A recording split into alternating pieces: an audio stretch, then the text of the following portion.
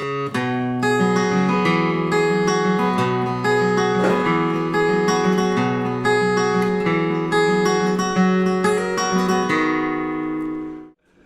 Constantin, bonjour. Bonjour Joël. Vous êtes là pour nous parler de votre 4e CD, Tour de Manège. Et votre actualité fait que vous allez faire 2 concerts en Valais ces prochaines semaines. Le premier, c'est le 7 novembre dans la Tour d'Anivier à Vissois. Et le second, du côté de Maz, c'est un dîner-repas, je crois. Absolument, ouais, c'est le principe de là-bas, c'est les gens mangent et puis après ils ferment bar et service et puis la lumière s'éteint. Et puis c'est vrai qu'il y a une scène tout à fait adéquate pour faire un vrai concert, juste après en plus un très bon repas. Éric Constantin, on évacue d'emblée la question primaire. Combien de fois par jour, à part maintenant, vous emmerde-t-on avec votre nom? De moins en moins, de moins en moins. Les gens me parlent beaucoup de Christian, ils me disent vous n'êtes pas de famille avec Christian, alors j'ai bien les défauts, mais je ne suis pas de la famille de Christian, je ne connais pas Christian, puis alors là tout de suite les gens, ça les soulage. C'est comme si ils sont pas déçus, t'aurais pu me refiler des invitations gratos pour un match. Non, ça va, ça c'est, j'ai passé ce stade il y a assez longtemps, ce stade dans tous les sens du terme d'ailleurs, Oui. et sur mon oncle on m'en pose vraiment, je dirais moins que sur, on pense plutôt que je suis de la famille de Christian, je sais pas pourquoi, que de la famille de Bernie finalement. Alors que je serais plutôt content si on me disait tel neveu de Bernie. Parce que et la question sur Bernie, c'est est-ce qu'il existe vraiment? Il est comme ça en vrai? Oui, c'est comme le père Fouettard, Saint-Nicolas. Les gens l'ont-ils vraiment vu? Savent-ils vraiment qui c'est? Bah ouais, oui. Donc de un, il me pose la question. Alors il me pose la question de savoir comment il est tous les jours un peu. Voilà. Je peux pas vraiment répondre à ces questions parce qu'il ne se lève que tard dans la nuit, mais il est effectivement à mon avis comme les gens l'imaginent. Mais après la curiosité pour Bernie aussi, ça a eu un temps et puis maintenant les gens ne me posent pas forcément la question. Je crois qu'il y a quelqu'un qui lui a posé la question il n'y a pas très longtemps, est-ce qu'il était de la famille d'Éric Constantin? Ça lui a pas plu du tout. Ah ouais, c'est le genre. Imagine. On parlera de la chanson. Enfin, il intervient 2 fois dans votre CD. Vous êtes en duo dans une chanson et dans l'autre vous parlez de lui. Oui. C'est assez ironique. Mais jouissif dans le sens de l'ironie. Oui. Sur votre profil Facebook, vous vous présentez comme le PDG des causes perdues. Oui. Vous m'expliquez? Alors, je pense que pour faire de la musique aujourd'hui, au XXIe siècle, en Suisse, je pense qu'il faut déjà avoir un certain sens de la cause perdue. Il faut être convaincu du truc. Déjà, il faut avoir compris le concept, il faut l'avoir maîtrisé. Et j'ai mis PDG parce qu'il fallait mettre quelque chose. Mais un titre. Il fallait mettre un titre, mais je pourrais être secrétaire, sous-secrétaire, vice-président, peu importe le poste. Mais je crois que la notion de cause perdue, c'est surtout lié à la musique. Aujourd'hui, faire de la musique aujourd'hui en Suisse et dans le monde, c'est vraiment savoir qu'on s'expose soi-même. On doit être d'accord de s'exposer puis de se lancer dans un truc et dire voilà, bonjour les gars, c'est moi, voilà ce que je fais, en ayant 2 idées dans la tête. La première, c'est qu'il y a une grande partie de la terre que ça ne va pas intéresser. C'est con. Hein. C'est con, mais c'est moche. Un manque de goût, je trouve, et de curiosité. Les gens n'ont aucun goût, Joël. Oui. Je le dis, je profite que les micros sont éteints. Vraiment, les gens n'ont aucun goût.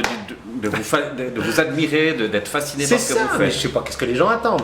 Et l'autre part, c'est vraiment de se dire que les gens qui vont m'écouter, qui vont peut-être s'intéresser à mon travail, ils vont pas forcément acheter le disque, parce qu'on n'est plus forcément dans cette dynamique-là d'aimer quelque chose et de l'acheter en termes de musique. En tout cas. Sortir un disque, c'est une cause perdue aussi. Oui, à part pour moi. Enfin, à part pour le parcours que c'est. Je calcule plutôt la valeur du parcours. Voilà. C'est-à-dire que enregistrer un disque, c'est avoir écrit des chansons. Il y a pire que créer quelque chose à partir de rien et puis le proposer à des musiciens et puis après à un public. Et puis après, il y a quand même si c'est pour 2 personnes, quand on joue sur scène, même si c'est pour 2 personnes, c'est déjà un échange que d'autres personnes n'ont pas la chance d'avoir, ni dans leur métier, ni dans leur vie. Et c'est une cause perdue, mais c'est une cause perdue assez poétique quand même. Il y a quand même 170 personnes qui ont investi dans votre cause perdue, vu qu'elles sont coproductrices de votre dernier CD. C'est vrai. Alors elles n'ont pas perdu. Elles n'ont rien perdu parce que finalement, c'est le principe de We Make It, c'est qu'ils achètent une contrepartie. C'est-à-dire qu'à l'avance, ils achètent, je sais pas, pour 30 francs un disque qu'ils vont recevoir dédicacé avant qu'il sorte en magasin. Voilà, ils rentrent dans leurs frais, c'est-à-dire qu'ils vont recevoir ça, ou alors ils achètent quelque chose de plus coûteux, comme un concert dans leur salon, et puis ils retrouvent directement. Ça a été pris, ça il y a déjà un rendez-vous qui est pris. Alors j'en ai fait plusieurs, je crois qu'il y a eu 4 concerts dans le salon qui ont été pris, pour une certaine somme, ces gens-là ont été très généreux, et j'en ai déjà fait 2. Voilà, et puis les 2 autres sont prévus pour le courant 2016. Donc voilà. Vous aviez une façon de présenter pour convaincre les investisseurs, c'était ça va me permettre de m'accrocher à mon rêve. Ouais, parce que je trouve que réaliser un rêve, c'est quelque chose je sais pas comment dire, c'est une notion que beaucoup de gens utilisent. Moi, je trouve que le souci, il est déjà avant, c'est s'accrocher au rêve qu'on a. On a envie de faire de la musique, c'est une chose. Faire de la musique, je peux le faire n'importe quand. Je prends ma guitare, je ferme les yeux, je m'imagine au Stade de France, elle est belle. Voilà. Mais continuer à espérer, continuer justement à avoir cette envie de fermer les yeux et de m'imaginer au Stade de France, pour ça, il faut que je trouve des motivations autres que juste mes 6 cordes et mon stylo. Il faut que j'ai une certitude que les gens ont envie de m'écouter. Ouais, exactement. Et je trouve que c'est ce moyen de rassembler des fonds sur Internet, ça c'est un moyen qui nous permet, nous les artistes, de voir quelle est l'attente précisément que les gens ont par rapport à notre travail. Je reste encore dans le registre des causes perdues parce que j'ai beaucoup aimé ce mot. Oui. Vous êtes prof de français. Oui, dans une école professionnelle. Voilà. C'est des ados, vous avez 15, 16, 17. 15, 16, 17, ouais. Et puis j'ai des classes de maturité, et alors eux, ils ont 19 et plus, ouais. C'est une cause perdue, enseigner le français? Ça, dans une école professionnelle, carrément. Mais c'est la même chose, je trouve que les 2 métiers s'apportent beaucoup. C'est-à-dire qu'on rentre dans une classe en étant à peu près persuadé que personne ne vous aime d'emblée. C'est-à-dire que c'est arrivé, c'est comme quand on fait la première partie d'un artiste.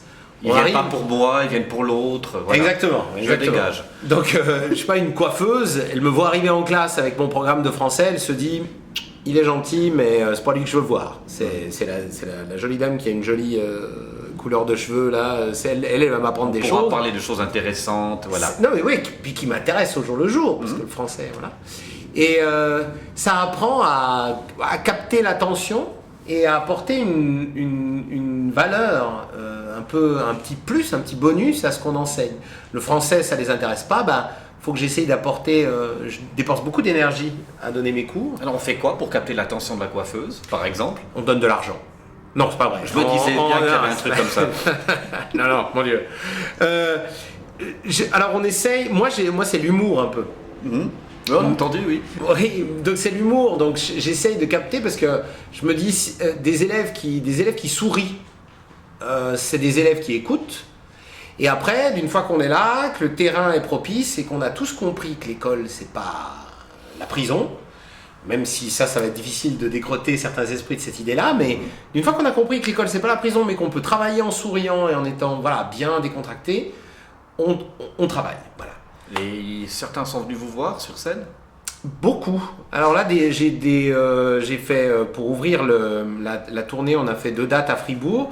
Sur les 2 dates, j'ai eu 6 anciens élèves qui sont venus me voir. Certains que j'avais eu il y a 3-4 ans. Une coiffeuse. Ouais. Une coiffeuse. Voilà, pas rancunière non plus. Oui, tout à fait. Je suis content, mais ça prouve un peu que j'ai transmis plus qu'une branche. Il y a aussi un petit truc qu'il y a eu entre nous, ils aimaient bien ma façon de communiquer, puis ils l'ont retrouvé dans les chansons, je pense.